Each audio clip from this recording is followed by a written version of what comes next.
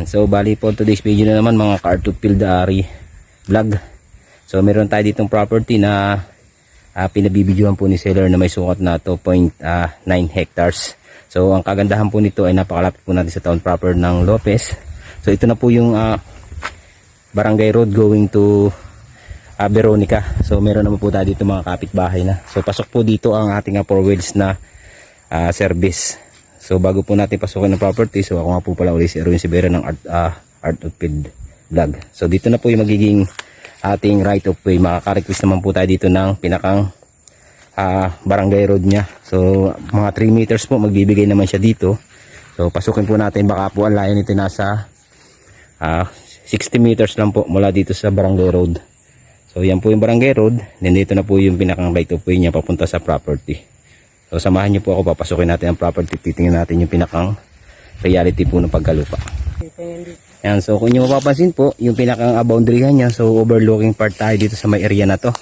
So napakaganda po nito. Yan na po yung ating property na 2.9 hectares. So papasukin po natin yung pinakang loob, nandito na po tayo sa pinakang boundary. So dyan naman po yung barangay road lang niya. Papunta po ng Veronica, ang kabila lang po na may sagingan na yan, tinuturo ko yan. Yan na po, dito na po tayo makaka-request ng karsada niya. Napakalapit naman po, nasa 50 meters lang. Ang pinakang layo po natin na gagawin barangay road. So ito po ay kagandahan ng property na ito. Ito po ay TCT, clean title po. Bagong relocate lang din po itong property na pinabibinta po sa atin na to.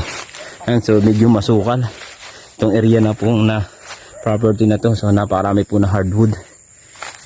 Yan. Ito na po yung 2.9 hectares. So napakakapal. Meron naman po ako napapansin pa mga ilan-ilan pang iyog. Yan. So siguro po ang mga iyog nito ay nasa 150 more or less pa po. Ayan o. Ayan po yung pinakang ano niya, pisto po ng pagkalupa niya. So nasa taas po tayo nag-umpisa na area, so hindi natin makita masyado gawa ng napakakapal po ng sukal na damo. Yan. Pero yan, iniikot ko na po, pero napakaganda naman po, flat naman po itong loob na to.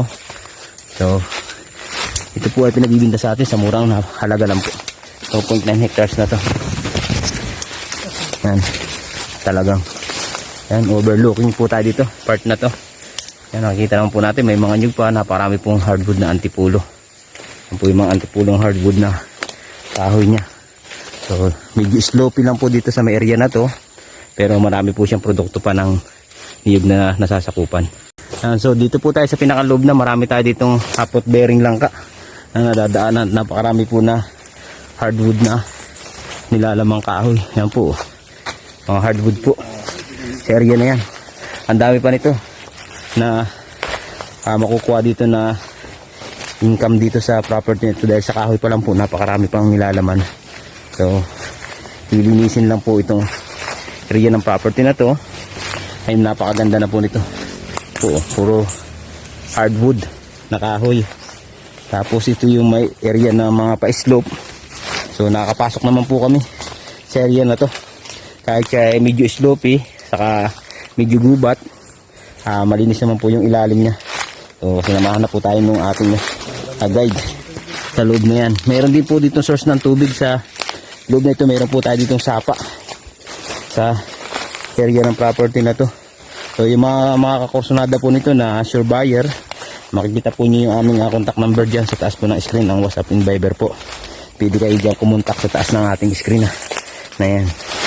So yan po ay kagandahan nito. Ito po ay TCT, clean title. So buhay po si seller.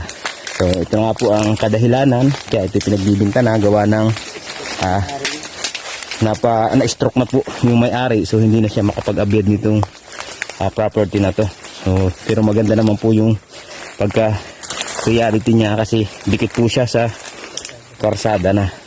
Yan, meron po dito mga simi sapa. So mga source po ng tubig natin, may sapa po dyan sa baba na yan. Yan po, sapa po yung area na yan. Tapos yan, may kuryente po dyan, ano? Yan, dito po sa kuryente po ay meron din ditong poste ng kuryente sa baba. May source of electricity po tayo dito sa area po ng property, kaya maganda po itong property na nabibinta sa atin at napakarami po talaga na hardwood yan po, upland. Then punong-puno po ng kahoy.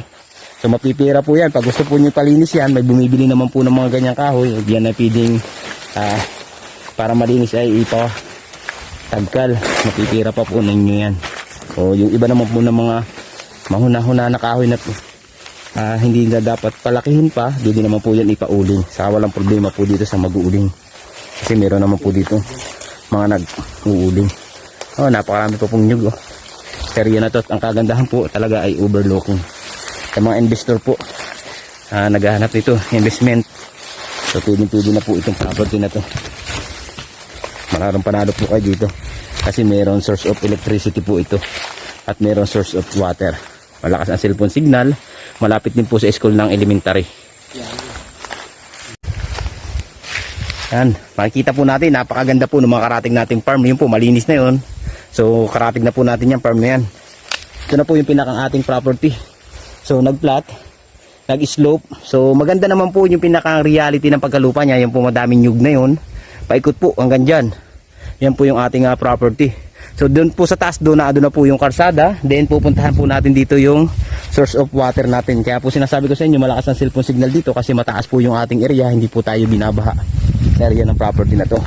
At kagandahan po nito ay napakarami po niyang kasasakupan pang mga produkto ng niyog. Ayan po. And ito na po. Ganda dito. Ang dami niyang hardwood. Yan. Ito na po yung batino na sinasabi ko sa inyo. Laki. Ang haba pala dito ng hardwood. Ang lulus. So, ayan o.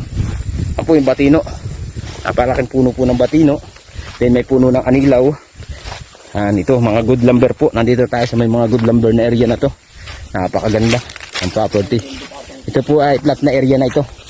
Lugar na ito, nag-flat, upland, dikit sa karsada yung pinakantaas. Yan, ito na po yun. So, inquire na po sa mga gusto po nitong property na ito. So, pinabibinta po sa atin ito ni seller ng 1.7M. So, nakanito po sa 2.9 hectares. So, bayan po ng Lopez, nandito na rin po yung source of electricity natin. Poste ng kuryente. Yan, so bali ito po yung nasasakupan pa ng ating property na 2.10 hectares. So gagaunti lang po ang kinulang nito sa 3 hektarya. Yan na po si tatay. Siya na po yung dating naglulukad nito. Sinamahan na po tayo mismo. Dala pa ko tatay ang ano na yan, mga sagingan po fruit berry na yan. So tanaw po natin yung pinaka-property natin. Yan. Okay, kahit dito lang po tayo sa area na to. Ayos na yan. Mahalawak pa lang sagingan ano. Ayan po, ang dami po, ang lawak po ng sagingan niya. Then mayroon pa tayong hardwood na Gimelina. At ang kagandahan po, pathway. Pathway na yung dadaanan natin, oh. Ayan, oh. Tapos doon po sa taas ay karsada. Karsada na po yung ating dadaanan doon. So wala pong problema. Kung papasok po tayo, dalawang option po tayo. Kung ang karsada doon na hindi pa nagagawa po, ito po ay pwede tayo maglakad dito sa pathway para hindi maputikan. Ayan po, sinamahan na tayo ni tatay. Ang dami po na fruit berry. Libong puno po pala ito saging na ito. Libong puno pa po ito saging na ito. Hanggang baba daw. Left and right po. Tapos may mga bababa pang nyug. So doon lang po pala sa may area ng taas na may boundaryhan po yung walang tanim. Pero dito sa area na to, punong-puno po ng tanim. Kaya pag tayo po ay bumisita dito sa property, so may lakad po ito ngayon. Pag dito tayo sa pathway dadaan. Yan, so bali dito na po tayo sa boundaryhan ano. Ito po yung kalatig nating farm, doon po yung karsada niya. Yung po may matataasan nyug na yun, doon po kami galing kanina. Tapos bumaba po kami sa may masukal na part doon sa taas na yun. Dito na po yung pinakang property natin. Itong marami pong nilalamang fruit bearing mga saging na to. Yan po. Libong puno po ito. So nandito na po yung pinakang boundary niya. Yung po may kakawati. Yan mismo si tatay na po yung dating nag-aalaga nito, yung nagtuturo sa atin. Kaya natuwa po tayong ikutin itong property. Yan na po. Ito na yung boundaryhan niya. Din yung kabila naman po, hindi na yan dahil in-spray na po yan. Maliliit pa po ang tanim ng nyug niyan. Kung nyo papansin po, maliliit pa. And dito tayo sa may kabilang to. So pupuntahan ko naman po yung may sapa. So slopey lang po to ano. Yung baba po niya, nasa gingan na yan, nandiyan na po yung pinakang ilog, then yung kuryente po ng poste natin, nandito po sa loob ng property natin dumaan. Kaya maganda po ang property na pinabibinta sa atin na ito. So panalo-panalo po tayo. Kasi dalawang option po natin. Pwede po tayo dito magbahay at pwede rin po tayo magbahay doon sa karsada po doon sa taas. Pwede rin po tayo dito magbahay sa malapit na po sa kuryente. Gawa ng marami naman po dito bahayan na. So karating po natin yung farm na yan. So may bahay na rin po doon sa farm na sa taas na yun. Kaya hindi po tayo, pwede po tayo dito mag-alaga ng mga baboy. So manukan. Panalo po tayo dito sa manukan at babuyan. Ang kuryente po ay papasilip po naman sa inyo. Ayan na po yung ating property. So nag-upland, pantay naman po yung pinakantas niya. Then ito na po yung electricity natin. Ayan na po yung source of electricity natin. So dito maganda magpisto ng bahay na dito sa area na to. Ayan sagingan po itong part na to. Kaya naman po sa may karatig na yan, mahuganihan. So farm na rin po yan. May karatig na tayo dito. So, patwi naman po. Ito yan po yung poste. May kontador. Bali dalawang kontador po ang nakatap dyan. Doon po yung isa pababa, doon po yung bahay. Ayun po yung transformer, kaya hindi po tayo dito maano. Dahil dito na po mismo sa property natin dumaan yung pinakang kuryente. Yan po yung poste ng kuryente. Si tatay patwi po. Daan-daan. Yan, so bali nandito na po tayo sa sinasabi kong source of water natin. Yan po yung pinakang tubig niya. Napakalinis po ng tubig at napakalinaw po kung yung mapapansin. Yan. Kaya hindi po tayo mamumulima. May overlooking po tayo na part ng ating property. Yung pwede po tayo dito maghukay na sa may baba na to. Ay pasok na po. Ayan na po yung ating property. Yan na po yung taas na yan. Yan na po yung ating property. Then ito na po yung source of water natin. So malinis po yan. Marami po dyan na nakuha pa ng tubig. Yan. Yan po. Napakalinis po. Dala pa po natin yung kabila na masukal na part na yan. So yung kuryente po natin na andyan po sa taas. Sako pa po ng ating property. Then ito naman po yung karatig natin na property. Napakaganda rin po niya karating natin na yan. Yan. So yung mga buyer po na gusto po mag-inquire dito sa property na 2.9 hectares na 1.7 M lang po ang presyo ni seller. So napakaganda po nito dahil dito po ay panalo tayo.